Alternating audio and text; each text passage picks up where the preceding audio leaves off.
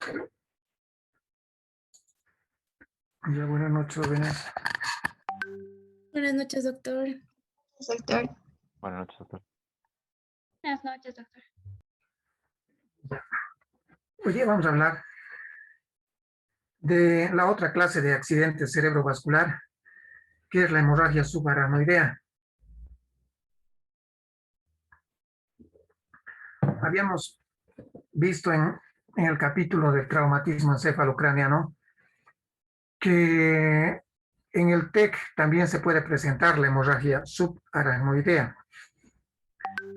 Sin embargo, en el TEC, jóvenes, la hemorragia subaracnoidea no tiene mucha importancia clínica. Cierto es que la causa más frecuente de hemorragias subaracnoideas es el TEC, el traumatismo de cráneo, la causa más frecuente, pero es la menos importante, la menos relevante, ya que en el TEC más importante que ver hemorragias subaracnoideas, ver la otra clase de hematomas que se presenta o el mismo edema cerebral.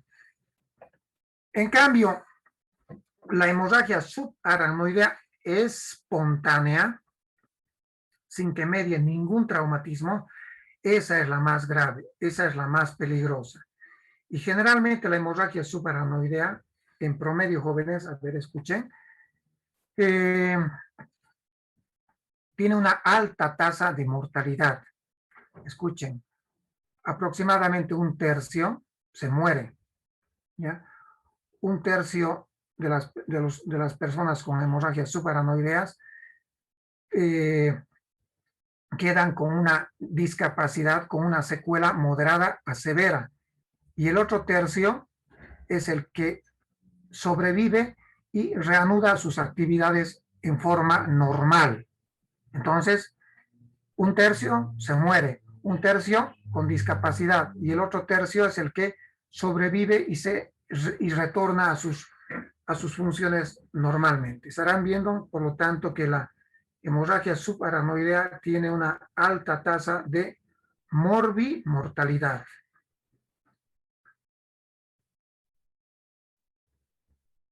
Bueno, entonces, ahora vamos a hablar de la hemorragia subaracnoidea espontánea.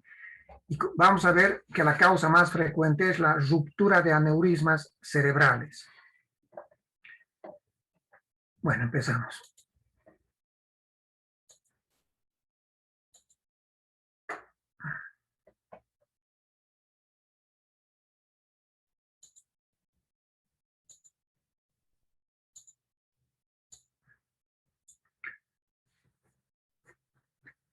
Entonces les iba diciendo que la causa más frecuente es la ruptura de aneurismas cerebrales.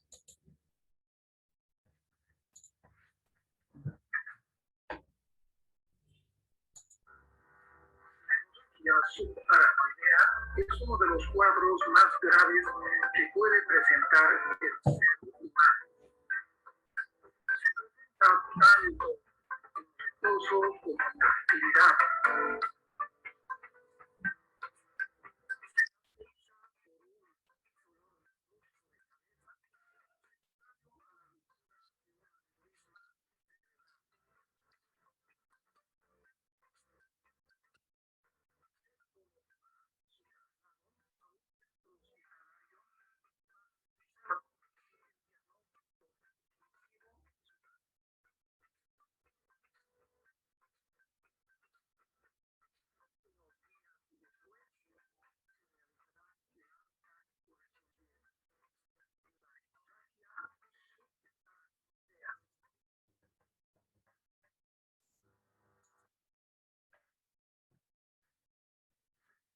Vamos a ver un caso clínico y este caso clínico lo vamos a resolver al final de la clase con toda seguridad.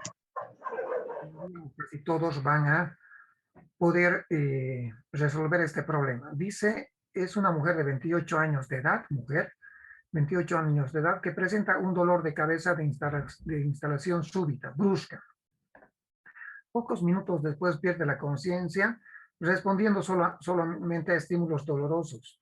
Al llegar al hospital está soporosa, con cefalea, vomitando y con rigidez de nuca.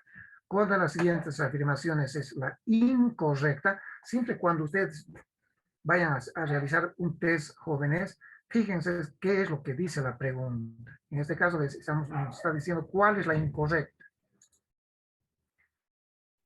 La causa más probable es rotura de un aneurisma intracraneal. Una causa menos probable es rotura de una malformación arteriovenosa. La pérdida transitoria de conciencia puede explicarse por un incremento brusco de la presión intracraneal. La punción lumbar para objetivar sangrado es la primera prueba a efectuar. Si una tomografía demostraría una hemorragia subaracnoidea, la siguiente prueba a realizar es una angiografía cerebral. ¿Cuál es la incorrecta? Vamos a resolverlo al finalizar.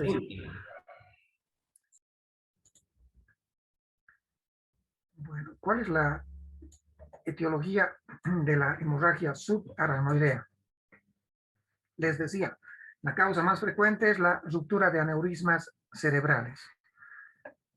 ¿Recuerdan el polígono de Willis que está en la base del cráneo? Estos aneurismas se presentan generalmente a nivel de su origen o a nivel de su bifurcación. Ya. Por ejemplo, aquí estamos viendo aneurismas de la comunicante anterior, aneurismas de la arteria cerebral media, aneurismas de la arteria cerebelosa anteroinferior. De estos aneurismas, ¿cuál es el que más frecuentemente se rompe? El aneurisma, en primer lugar, el aneurisma de la comunicante anterior. El aneurisma de la comunicante anterior es el lugar donde más frecuentemente se localizan los aneurismas y se rompe.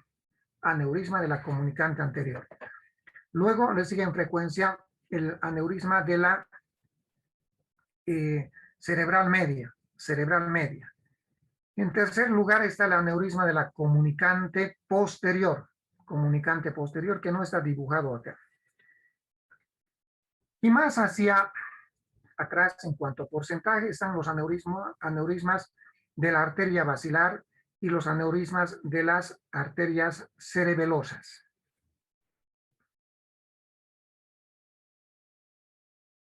Bueno, si bien es cierto que la causa más frecuente es que se rompan los aneurismas cerebrales, también hay otras causas menos frecuentes, como por ejemplo la ruptura de malformaciones arteriovenosas.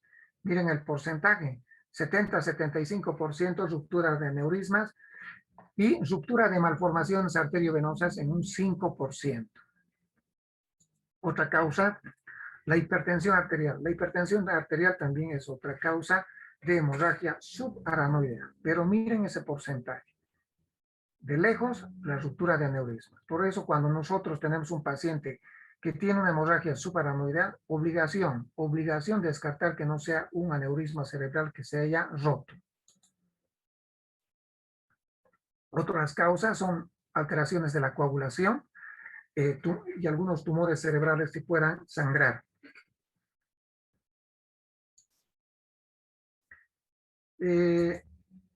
La hemorragia subaracnoidea es más frecuente, a diferencia de la hemorragia intracerebral, es más frecuente en mujeres. ¿Ya? La edad de presentación más frecuente es de 40 a 60 años. Ojo, no es exclusividad, siempre repito, será más frecuente en las mujeres, pero también vemos en hombres. Será más frecuente de 40 a 60 años, sí, pero también a veces vemos en pacientes más jóvenes o mayores a 60 años. La incidencia anual es de 6 a 10 por cada 100,000 habitantes.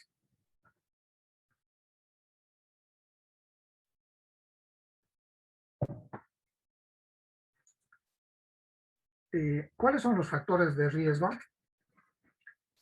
que posibilitan la formación de aneurismas cerebrales? ¿Cuáles son esos factores de riesgo que facilitan la formación de aneurismas? Que existan antecedentes familiares, que un paciente no es hereditario, pero sí hay una predisposición de pacientes que han tenido aneurismas cerebrales que en su descendencia puedan presentar también aneurismas cerebrales. La hipertensión arterial es otro factor de riesgo. El consumo de la cocaína, también otro factor de riesgo. Miren, el uso de los simpático-miméticos, como son la mayoría de los antigripales tiene simpático-miméticos, como la fenilefrina, la fenilpropanolamina, son también considerados factores de riesgo de hemorragias subaracnoideas. Y estos factores que vamos a ver a continuación, jóvenes, estos sí son los factores que predisponen a la formación de aneurismas. La poliquistosis renal, el síndrome de Marfan, el síndrome de Ehlers-Danlos, son enfermedades de tejido conectivo, que dentro de sus manifestaciones, ustedes ya conocen, son los hombres plásticos, ¿no? Que tienen una hiperlaxitud ligamentaria, el Marfan, el Ehlers-Danlos. Y dentro de otras manifestaciones pueden tener estos pacientes también la presencia de aneurismas cerebrales, el pseudosantoma elástico, la displasia fibromuscular. También mencionamos otro factor de riesgo para la formación de aneurismas cerebrales, a la enfermedad de células falciformes, la anemia de células falciformes. Entonces comprendan que todas estas enfermedades predisponen a la formación de aneurismas cerebrales. Y si un paciente tiene aneurismas cerebrales, pues tiene posibilidad de que este aneurisma se vaya a romper, produciendo una hemorragia subaracnoidea. Otro factor de riesgo, la coartación de la aorta.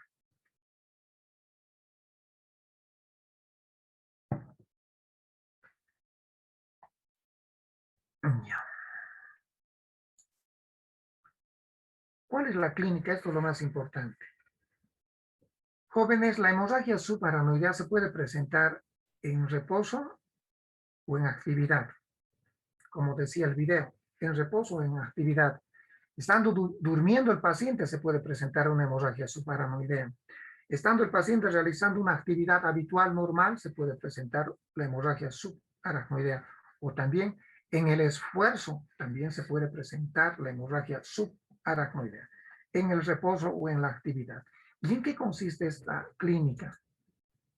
Lo más importante.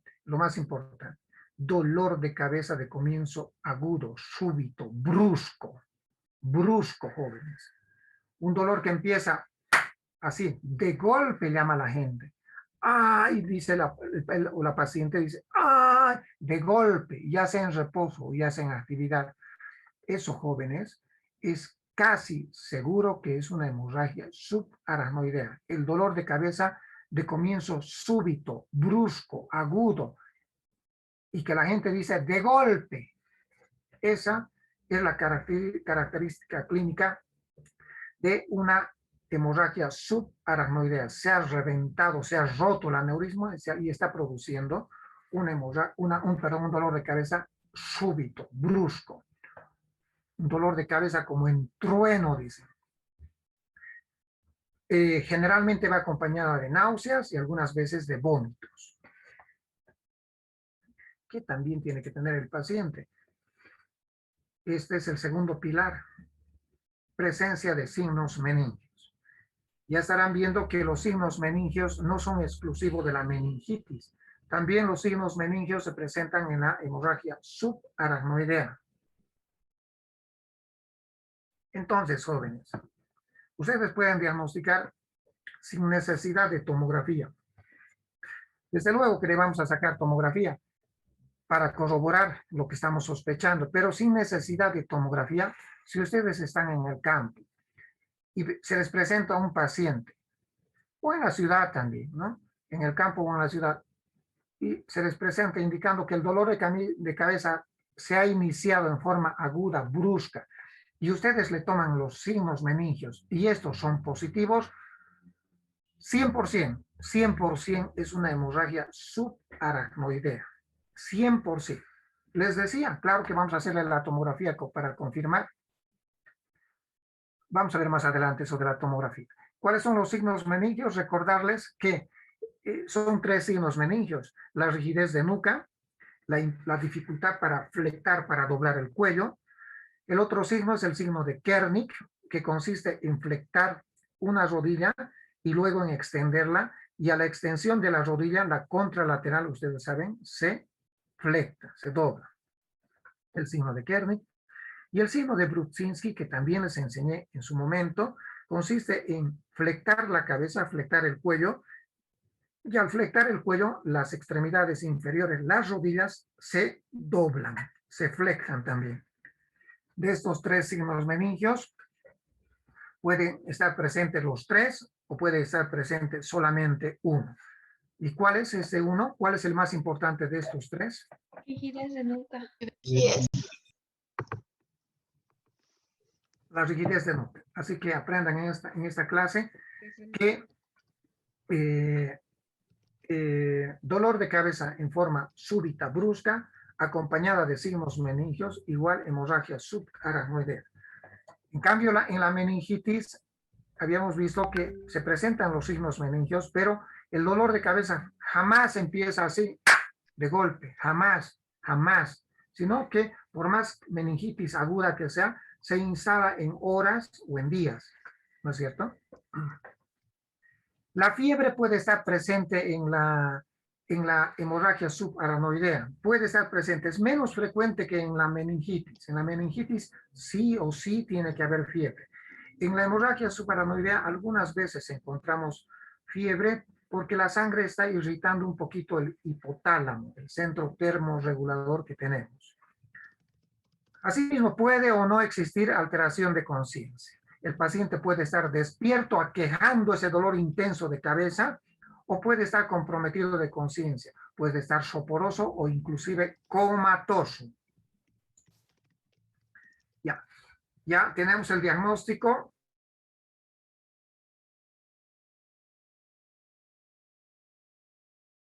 Jamás se le debe ir una hemorragia subaracnoidea, jamás, no se le puede ir, porque si se le va, cuidado, puede ser sometido a una auditoría médica, va a tener problemas legales, no se le puede ir a un médico general una hemorragia subaracnoidea.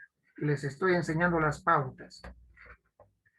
Ya, dolor de cabeza en forma súbita, aguda, y que al examen veo que tiene signos meningios, veo que tiene rigidez de nuca. Bueno, ya he pensado, ya he sospechado de una hemorragia subaracnoidea y la tengo que confirmar. Claro que la tengo que confirmar. ¿Con qué exámenes?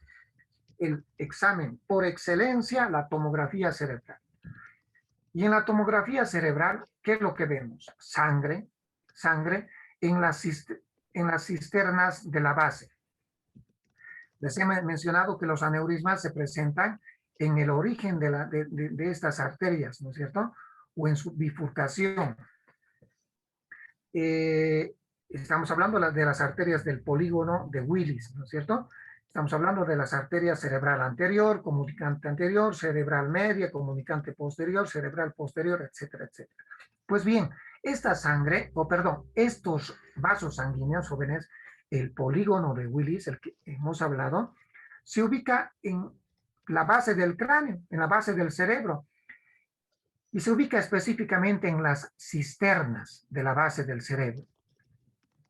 En las cisternas de la base del cerebro. A esta ubicación del polígono de Willis se conoce con el nombre de cisternas de la base del cerebro. Pues bien, si se rompe entonces los aneurismas, ¿dónde se van a ubicar? Se ubican en las cisternas de la base del cerebro.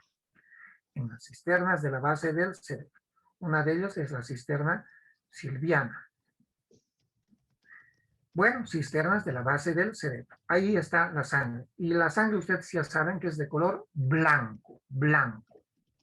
Miren, prácticamente esta sangre está dibujando el polígono de Willis.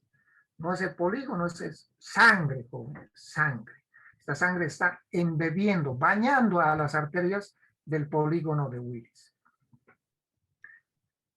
Bien, la sangre se ve inmediatamente, toda hemorragia, ya sea la intracerebral que hemos visto en la clase anterior, como esta sangre, que es la hemorragia subaracnoidea, se ven en la tomografía rápidamente, inmediatamente, ¿ya? Inmediatamente. Entonces llega el paciente al hospital, le hacemos la tomografía y ya podemos ver esta sangre en forma inmediata. Algunas veces, jóvenes, las hemorragias pueden ser chiquititas, pequeñitas. Se llaman hemorragias centinela, para que se entienda. Apenas el aneurisma, perdón el término, ha babeado, apenas ha hecho un babeo. Se ha roto poquito y ha salido un poquitito de sangre y otra vez se ha cerrado el aneurisma, ¿ya? Ese babeo, esa salida apenas de sangre, pues también va a producirnos una hemorragia subaracnoidea, y en estas hemorragias centinelas muy chiquititas puede no verse sangre, pero resulta que le preguntamos y la clínica es compatible con una hemorragia subaracnoidea. ¿Por qué? Dolor de cabeza súbito, agudo, ¿ya? Acompañado de signos meningios. Pero le saco la tomografía, repito, y no hay. Entonces, cuando no hay sangre en la tomografía, pero estoy sospechando altamente, estoy sospechando que sí, este paciente tiene clínica de hemorragia subaracnoidea y la tomografía, repito, me sale negativa, no hay sangre, en esos casos solamente le tengo que hacer una punción lumbar. Cuando la clínica es altamente compatible, sugerente de hemorragia subaracnoidea por dolor de cabeza súbito, acompañado de signos meningios, pero desgraciadamente que en la tomografía no se ve, y ya les he explicado que no se ve porque a veces hay hemorragias centinelas chiquititas, solamente en esos casos se hace la punción lumbar, solamente en esos casos. ¿Y qué vamos a obtener? Líquido cefalorraquídeo o hemorrágico o xantocrómico, quiere decir amarillo. ¿Por qué se torna amarillo el líquido cefalorraquídeo? Porque la sangre, los hematíes se van destruyendo, hay una hemólisis, ¿ya? Y cuando se van destruyendo, cuando se presenta esta hemólisis, el líquido cefalorraquídeo se va tornando amarillo. O sea, cuando hacemos una punción lumbar, ¿qué obtenemos en el líquido cefalorraquídeo? Un líquido cefalorraquídeo hemorrágico o xantocrómico. Hemorrágico o xantocrómico. ¿Qué más? Pero repito, rara vez vemos hemorragias centinelas. Rara vez hacemos punciones lumbares. Porque en la mayoría, ¿qué es lo que vemos? En la mayoría de las hemorragias subaracnoideas se ve claramente la sangre en las cisternas basales. Bueno, ya hemos hecho la tomografía y nos señala que sí es una hemorragia subaracnoidea. Pues ahora nos queda ver dónde se ha roto, qué arteria se ha roto. Y para eso, después de la tomografía, se debe complementar con una angiografía cerebral. Y como están viendo acá, en este caso hay un aneurisma grandecito de la arteria de la cerebral media, de la bifurcación de la cerebral media. ¿Ya? Entonces, después de la tomografía, una vez que está estabilizado el paciente, se complementa el estudio con una angiografía buscando el origen de esta hemorragia subaracnoidea. Y ya saben que en el 70-75% se presenta por esto, por ruptura de aneurismas cerebrales. No se olviden que la punción lumbar es rarísima y tiene su indicación que les he mencionado. Bueno, ¿cómo se clasifica la hemorragia subaracnoidea? Existen dos clasificaciones importantes. Una clasificación clínica que es de Hahn y Hess. Y Hahn y Hess clasifica las hemorragias subaracnoideas en grado o estadio 0. Grado 0 cuando el aneurisma no se ha roto, es un aneurisma descubierto incidentalmente, casualmente. No se ha roto. Le hacemos una tomografía, por ejemplo, por un traumatismo de cráneo, ¿ya? Por un traumatismo de cráneo le hacemos y vemos la presencia accidental, casual de un aneurisma. Y cuando el aneurisma no está roto, se llama grado 1 de Hahn y Hess. Ya desde el 1, 2, 3, 4 y 5 ya se ha roto el aneurisma. Ya se ha roto. 1, 2, 3, 4 y 5, repito, ya se ha roto el aneurisma. Hay una ruptura del aneurisma. Grado 1. Cuando esta ruptura del aneurisma nos produce muy poca clínica, como por ejemplo una leve cefalea. Leve cefalea. Grado 2. Cuando esta ruptura del aneurisma nos produce un dolor de cabeza moderado a intenso. Moderado a intenso. Grado 3 es en el grado 2 puede haber alteración o no de pares craneales. En el grado 2 puede haber o no alteración de pares craneales. A partir del grado 3 vienen los compromisos de conciencia. En el grado 3 el paciente está somnoliento, pudiendo tener una focalidad neurológica, por ejemplo, una hemiparesia.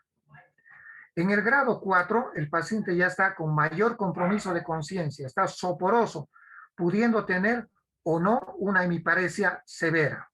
Y en el grado 5, ya el paciente prácticamente es un paciente que está en coma, pudiendo tener respuestas de decorticación o de descerebración. Entonces, esta es una clasificación clínica de Hahn y Hess. Nos sirve también para dar un pronóstico, porque los grados 1, 0, 1 y 2 tienen mejor pronóstico. En cambio, el grado 4 y sobre todo el grado 5 tienen un pronóstico desfavorable. Hay otra clasificación que es la clasificación tomográfica. La clasificación tomográfica se llama clasificación de Fisher o escala de Fisher. Y la escala de Fisher clasifica la hemorragia subaracnoidea en 4 estadios o 4 grados. Grado 1. Cuando en la tomografía no podemos ver, es un paciente que tiene un dolor de cabeza súbito y que tiene signos meningios, pero miren, no hay nada en la tomografía. ¿A qué correspondería esto? ¿A qué hemorragia que les he enseñado? Centinelas. Es una hemorragia que ha babeado, centinela, muy bien. Es una hemorragia pequeñita que no se ve en la tomografía. A estos pacientes sí que hay que hacerles la punción lumbar. Bien, entonces cuando no se ve en la tomografía sangre, grado o estadio 1. Cuando en la tomografía se ve sangre, como están viendo, sangre, como están viendo ahí, vean, sangre en las cisternas de la base del cerebro, y esa sangre tiene un grosor de 1 milímetro, perdón, de menos de 1 milímetro, entonces se dice grado 1, grado 2, estadio 2 o grado 2, cuando en grosor esta sangre mide menos de 1 milímetro. ¿Ya? 3. Cuando la sangre mide en grosor, estas láminas de sangre que están viendo, jóvenes, si medimos más de 1 milímetro, se dice grado 3. Grado 3. ¿Ya? Grado 3.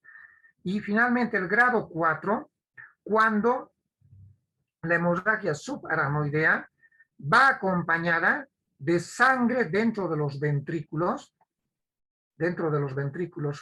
cerebrales, por ejemplo, ventrículos laterales, o además de hemorragia subaracnoidea, hay un coágulo, presencia de coágulos, de hemorragias intracerebrales o hematomas parenquimatosos. Entonces, a eso se conoce con el nombre de Fisher 4. Y esta clasificación de Fisher, ¿para qué nos sirve? Es una escala que nos sirve para predecir, para pronosticar una complicación de la hemorragia subaracnoidea. ¿Cuál es esa complicación? El vasoespasmo cerebral. Vasoespasmo cerebral, que vamos a ver enseguida. Entonces, grado 4, repito, hemorragia, cuando la hemorragia subaracnoidea va acompañada de un hematoma intracerebral o de una hemorragia intraventricular. A mayor grado, mayor posibilidad de vasoespasmo cerebral. El grado 1 y el grado 2 tienen poca posibilidad de vasoespasmo cerebral, pero el grado 3 y el grado 4, alta probabilidad de vasoespasmo cerebral. ¿Qué complicaciones tiene la hemorragia subaracnoidea? Complicaciones neurológicas y complicaciones generales. Las neurológicas, lo que decía el vasoespasmo. A ver, miren, jóvenes, vamos a retroceder un poquito aquí. Ya está bien aquí. Pero no más atrás.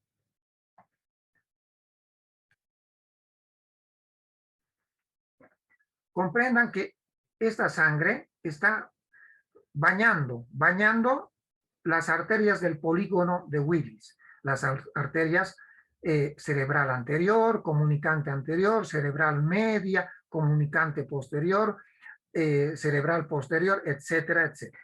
Está bañando, estas arterias están nadando en sangre, como quieran ustedes, ¿ya? ¿Saben cómo reaccionan las arterias que están bañadas de sangre? Mírenme, por favor, reaccionan así. Se contraen, se cierran. Ese es el mecanismo de defensa de esa arteria, se cierra. Y a esto se conoce con el nombre de vasoespasmo cerebral. ¿Se está comprendiendo eso o no? Sí, doctor. Ya. Y esa es la complicación llamada vasoespasmo cerebral. Entonces la arteria se oblitera, se cierra. Esa arteria que está bañada de sangre se cierra. ¿Y qué creen, qué complicación creen que produce hacia distal de esta arteria? Isquemia. Isquemia. Entonces, hacia distal de esta arteria se va a presentar una isquemia cerebral. Una isquemia.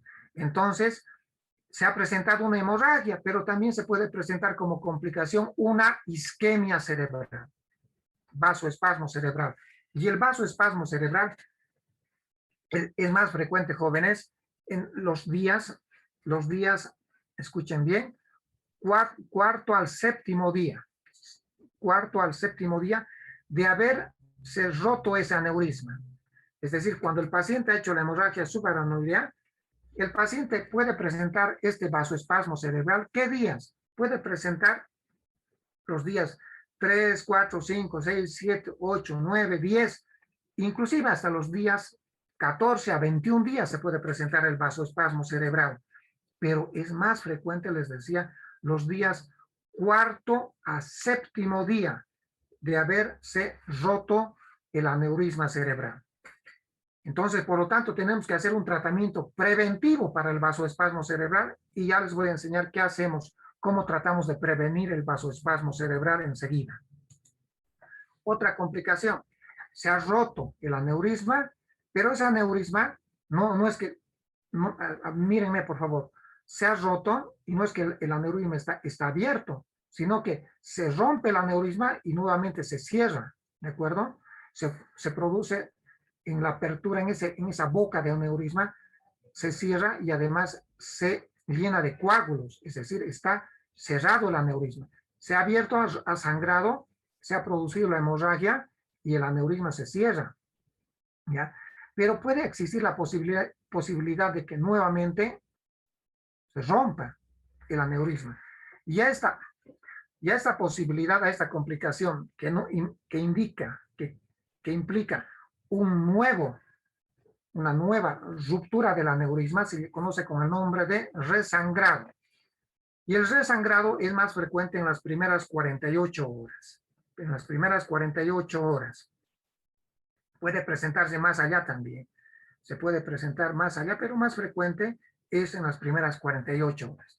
Y jóvenes, Cuando se presentan estas complicaciones, el vasoespasmo cerebral y sobre todo el resangrado, tiene una alta tasa de mortalidad. Tiene una alta tasa, sobre todo el resangrado. La mayoría de los pacientes se mueren.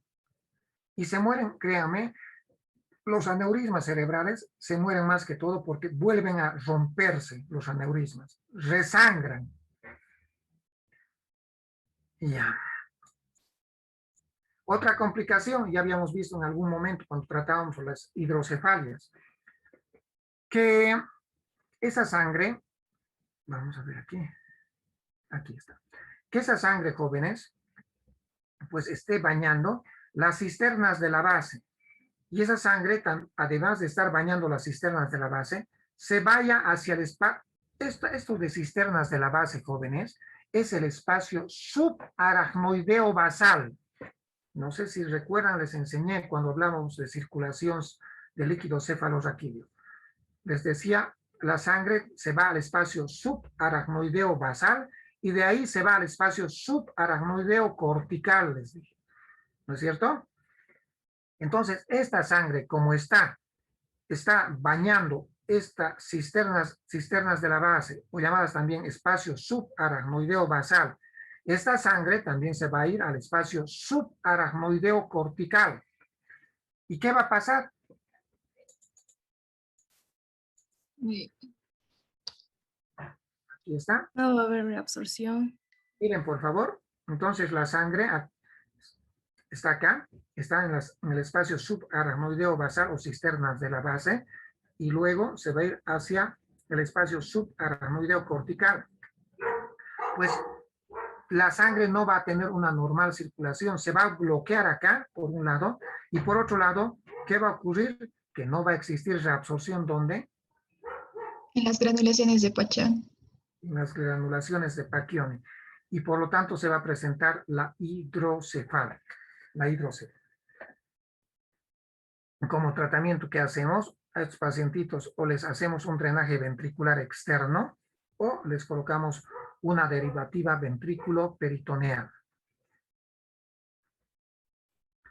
Estas son las complicaciones más frecuentes en cuanto a complicaciones neurológicas, pero también hay complicaciones médicas generales. ¿Y cuáles son esas? La hiponatremia, las arritmias cardíacas. Las hiponatremias se presentan porque en la hemorragia subaracnoidea, se va a liberar el factor natriurético atrial, así se llama, el factor natriurético atrial, que es el que produce la hiponatremia. En el corazón, en la aurícula, se libera este factor natriurético atrial, que es el que produce la hiponatremia. Y también, les decía, se presentan algunas veces arritmias cardíacas. ¿Cuál es el tratamiento? A ver, primero, ¿cuál será el tratamiento? Estamos hablando de la causa más frecuente, ruptura de aneurisma. ¿Qué creen? Cirugía. Quirúrgico. Quirúrgico. ¿Qué vamos a hacer con el aneurisma? ¿Qué vamos a hacer? Cirugía abierta, cerrando, clipar se llama, clipaje del aneurisma. Se hace una cirugía abierta, se hace una craniotomía y se va en busca, con ayuda del microscopio, al lugar del aneurisma. Clipaje del aneurisma.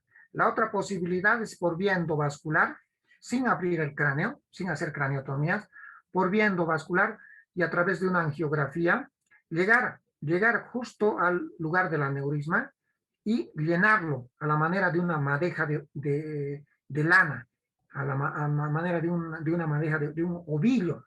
Se lo va llenando con unos filamentitos, unos alambritos delgaditos que se llaman coils. Ese es el tratamiento definitivo del aneurisma. Pero no se olviden que también se pueden presentar complicaciones. Y uno de ellos, les decía, el vasoespasmo cerebral. Cuando se presenta el vasoespasmo cerebral, jóvenes, ¿qué tratamiento vamos a hacer? Se hace el tratamiento de la triple H, que consiste en realizar una hipertensión arterial, tratar de lograr una presión arterial media mayor a 100 milímetros, ¿ya? Una presión arterial media mayor a 100 milímetros. La otra H es la hipervolemia. Lograr que la presión venosa central sea mayor a 8 centímetros, la presión venosa central. Y la tercera H significa la hemodilución, haciendo que el hematocrito esté entre 28 a 30%. 28 a 30%.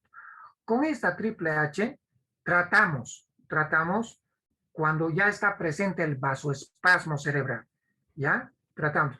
Si está cerrado, con esta triple H, véanme por favor, con esta triple H, hipertensión, hemodilución, hipervolemia, ¿tratamos de qué? Dilatarlo.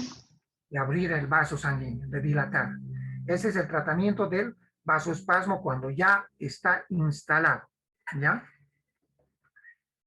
Pero mejor prevenir que no se presente el vasoespasmo cerebral. ¿Y de qué manera prevenimos? Dando un medicamento, como es el nimodipino. Que al comienzo lo podemos dar por vía endovenosa, no les voy a dar las dosis. Lo manejamos en terapia intensiva esto. Por vía endovenosa y después continuamos por vía oral cuando el paciente está estable, ¿ya? El nimodipino se puede dar, escuchen bien, se puede dar para prevenir o también para tratar el vasoespasmo cerebral. La triple H se da para tratar, no para prevenir, para tratar ya el vasoespasmo que se ha instalado, que ya se ha presentado. Y otro detallito que también se puede hacer cuando ya se ha presentado el vasoespasmo cerebral es a través de una angiografía hacer una angioplastía, es decir, dilatar, una dilatación por vía endovascular, por vía angiográfica, el vaso sanguíneo. Eso no lo hacemos en Bolivia, eso se hace en el exterior. ¿Ya? Una angioplastía. Que también se puede hacer cuando ya se ha instalado, cuando ya está presente el vasoespasmo cerebral. Tratar de abrir el vaso sanguíneo con un medicamento, con un vasodilatador, como es la papaverina. Entonces, también se puede tratar el vasoespasmo cerebral, aparte de la triple H, instalando por vía intraarterial, ¿ya? A través de la, digamos, con la angiografía, al lugar donde se ha presentado el vasoespasmo, y por vía intraarterial, en ese lugar donde está cerrado el vaso sanguíneo, ahí instalamos papaverina. El nimodipino, repito, se puede dar tanto para prevenir como para tratar el vasoespasmo cerebral. Y el tratamiento que ya hemos dicho, claro, el tratamiento definitivo, pues tiene que ser, pues, cerrar este aneurisma, ya sea por cirugía abierta, les decía, clipándolo, o por vía endovascular, llenándolo con estos filamentos que se llaman coils. Son filamentitos de titanio que a la manera de una madeja, les decía, a la manera de una espiral, se va poquito a poco llenándolo este aneurisma. Y ahora sí vamos a responder a la pregunta. 28 años, dolor de cabeza intenso y instalación brusca. Aquí está, pues, brusca. Pierde la conciencia. Esto de perder la conciencia, generalmente pierden la conciencia. Cuando pierden la conciencia, jóvenes, es porque se presenta una hipertensión endocraneal súbita aguda. Por eso pierden la conciencia, no siempre. Pero cuando pierden es porque esa hemorragia ha producido una hipertensión endocraneal aguda, ¿ya? Y por eso puede perder la conciencia el paciente. No siempre, pero Les he explicado por qué. Este paciente, después de perder la conciencia, responde, dice, a estímulos dolorosos. Llega en sopor y está con dolor de cabeza, vomitando y con rigidez de nuca. Sencillo, dolor de cabeza súbito, rigidez de nuca. Ya les he dicho, no hay dónde perderse, esa es una hemorragia subaracnoidea. Pero dice, ¿cuál es incorrecto? No les estoy preguntando cuál es correcto, cuál es incorrecto. Vamos viendo. La causa más probable es ruptura o rotura de un aneurisma intracraneal. ¿Qué dicen ustedes? Es correcto. Sí. Sí. Sí, doctor. O sea, ¿correcto? O sea, ¿esto es verdadero o no? No. ¿No es verdadero? Sí, es verdadero. Es verdadero. Verdadero. Verdadero. Una causa menos probable es ruptura de una malformación arteriovenosa. ¿Es verdadero o no? Sí. Sí, es verdadero. Es verdadero, es correcto. La pérdida transitoria de conciencia podría explicarse por un incremento agudo de la presión intracraneal, ¿correcto o incorrecto? Correcto. Ya ves eso. Una tomografía demostrará, si una tomografía demostraría una hemorragia subaracnoidea, la siguiente prueba a realizar es una angiografía cerebral. Correcto. Claro, les he dicho, pues tenemos que ver si es una hemorragia, pues la causa más probable es que sea un aneurisma. Y el aneurisma no lo vamos a demostrar con la tomografía, sino con la verdadero, correcto. Nos hemos saltado uno. La punción lumbar para objetivar sangrado es la primera prueba a efectuar. No. ¿Cuál es la primera? La tomografía. Tomografía. Entonces, ¿cuál es el incorrecto? No. Aprendiste, ¿no? Aprendieron, muy bien. Esa es la clase del día de hoy. Y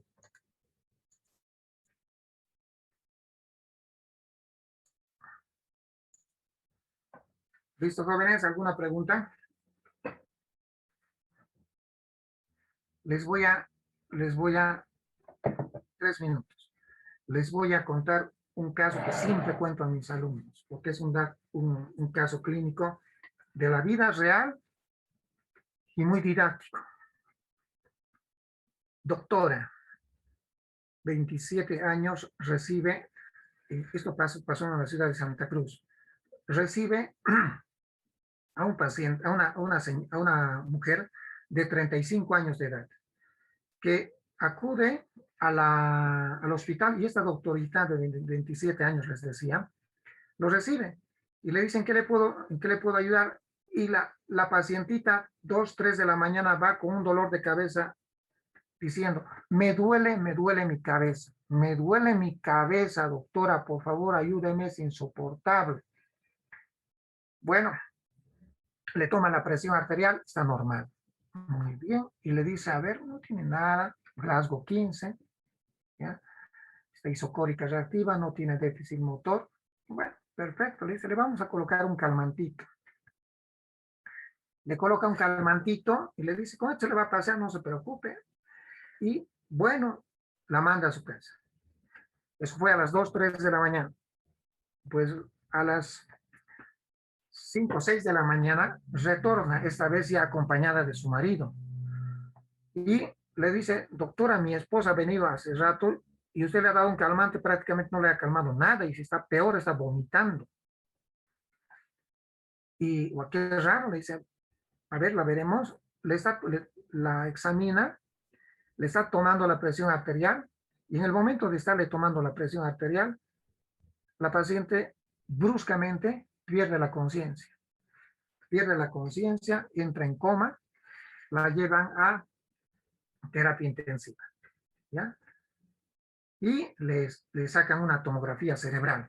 Le sacan una tomografía cerebral y resulta que a las 10 de la mañana la paciente se muere. Se muere. Muy bien.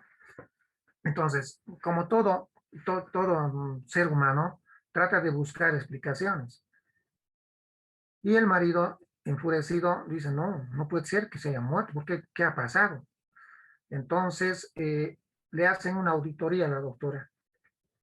Le hacen una auditoría a la doctora. Y bueno, va a la doctora y le dicen, doctora, ¿usted sabía de qué se ha muerto la pacientita? Claro que la doctora se enteró, pues, se enteró, porque ya le hicieron la tomografía, ¿no es cierto? Y en la tomografía salió una hemorragia subaracnoidea. Y la doctora le dice al fiscal, sí, sí, señor fiscal, sé de qué se ha muerto. Era una hemorragia subaracnoidea. Ya, está bien, doctora, le dice. Le pregunta, doctora, ¿y usted podía haberse dado cuenta cuando vino la primera vez a las 2 de la mañana que era una hemorragia subaracnoidea? Usted pudo haberla diagnosticado, en otras palabras. ¿Y qué le dice la doctora? ¿Qué le dice Gabriel Rojas? ¿Qué crees? La doctora pudo haberse dado cuenta, pero tal vez no lo hizo, por eso no trató. Entonces tal vez le dijo que no. La doctora le dice, sí, pude haberme dado cuenta. ¿Cómo, doctora? Le dice. Adrián España.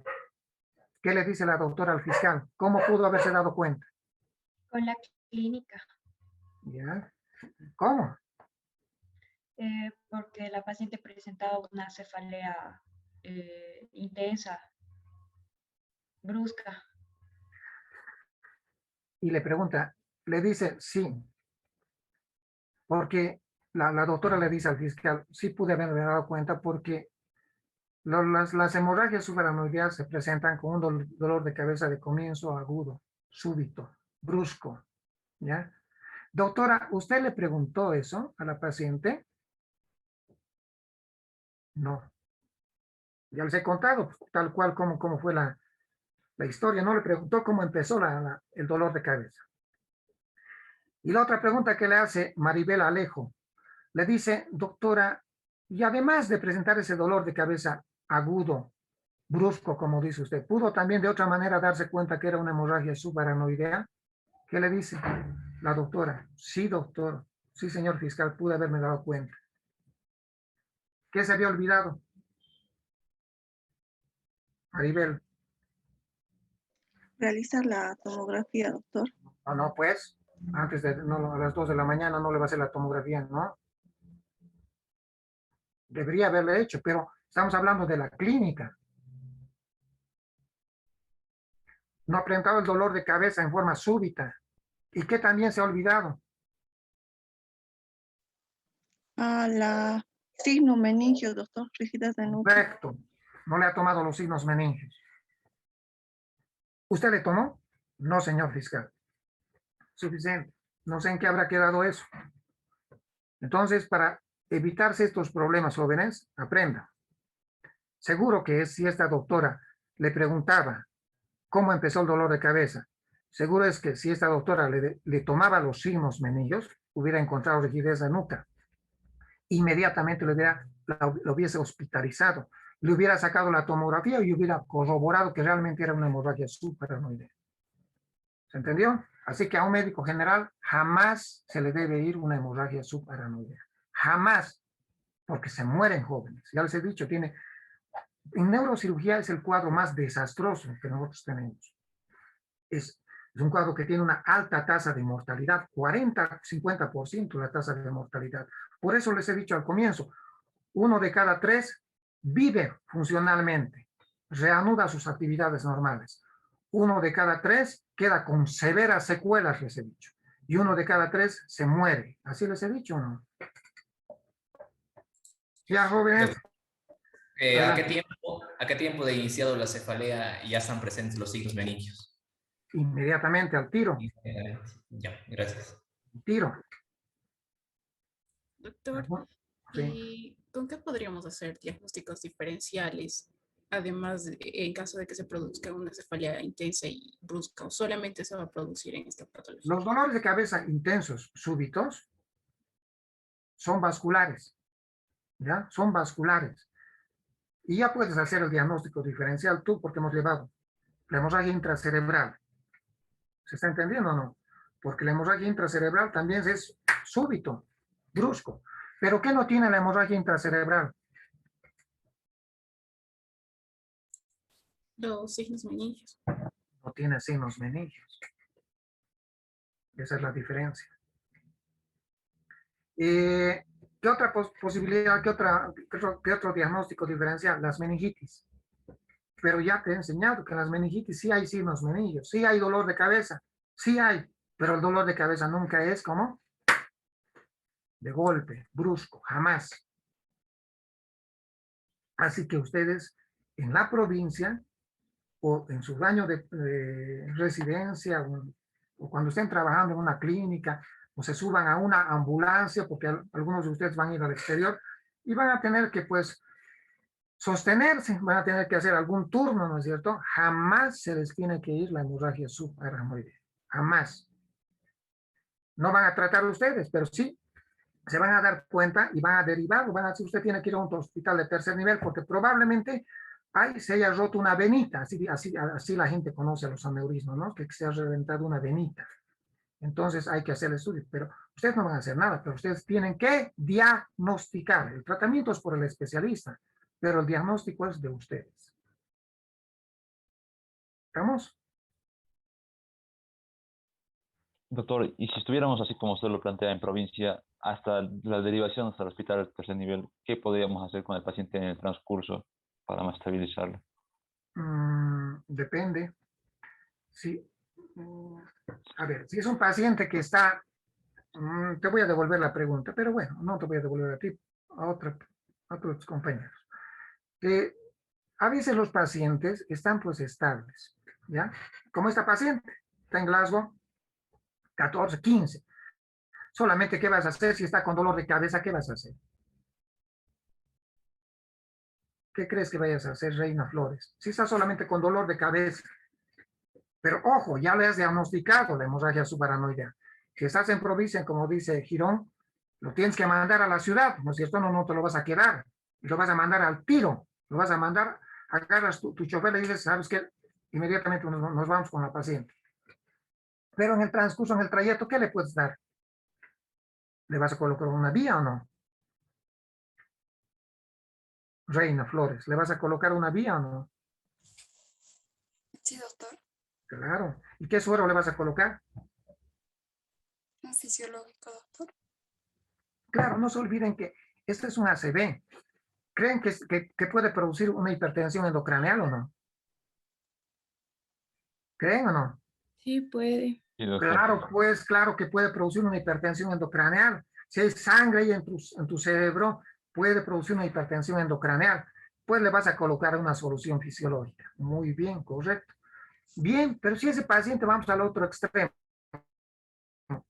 está en una escala de Han y Hess, hemos hablado de las escalas, está en una escala 4 a 5 de Han y Hess, ¿ya? 4 a 5. Es un paciente que está soporoso o comatoso, ¿ya?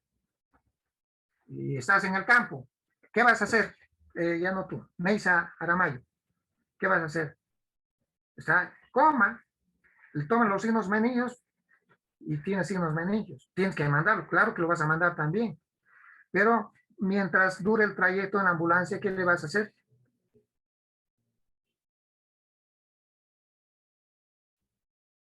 Que a cualquiera, Leo Navarro, cualquiera. Hay que hacer hiperventilación. Tenemos que intubar. Desde luego, tienes que intubarlo. O tienes que intubar, ¿qué también tienes que colocarle? Igual una vía. Bien. Vía. Si está descerebrando, ¿qué le vas a colocar? ¿Qué suero le vas a colocar? Grave. Igual una. Grave, ¿está grave o no? 4 o 5 está descerebrándose. ¿Qué le vas a colocar? ¿Qué suero? Muy bien, claro, le tienes que colocar una hipertónica, ya sea manitol o ya sea hipertónica. Y lo tienes que intubar. Y tienes que traerlo ambuceando. Tienes que traerlo ambuceando al paciente. ¿Ya? Y si llega aquí, que bueno, lo has manejado muy bien. Y si se te muere, pues tenía que morir, pues no somos dioses tampoco. Pero has hecho un buen manejo. Lo has manejado, has hecho todo lo humanamente posible. Si va bien, bien. Pero si va mal, pues has hecho todo lo humanamente posible. No vas a tener ningún problema. ¿Alguna pregunta más? Gracias, doctor.